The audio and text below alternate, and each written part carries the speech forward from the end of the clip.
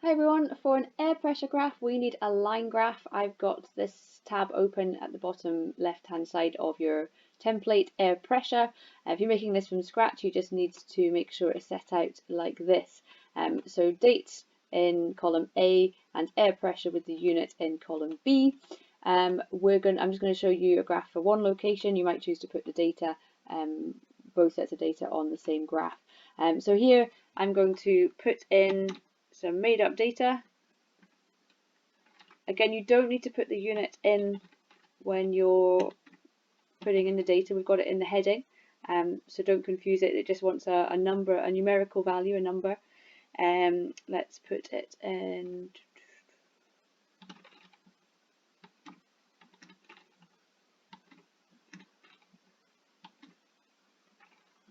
Okay, and again, change the dates to match when you took data, and if you took data for longer, obviously add that in. All right, we then simply highlight that data, insert recommended charts, and it's a line graph. It's change over time. So again, important to know what type of graph you need to represent your data. A bar graph won't work here. It's not discrete amounts, it's change over time. So we click on that top one line graph and we end up with this. And again, just about making sure you label your axes. So primary horizontal is the date, and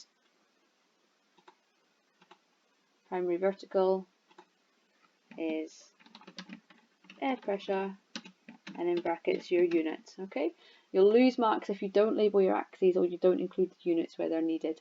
I'm just going to add to my title here, air pressure in Edinburgh 20 to 26 April. Okay, we could put the year in there. And again, if like we did for wind speed, if you wish to include your second data set, then obviously do that in column C, and just make sure you amend your headings and have that key to show which coloured line is for which location. All right, hope that helps. Any questions, please post them on Firefly for us. Good luck.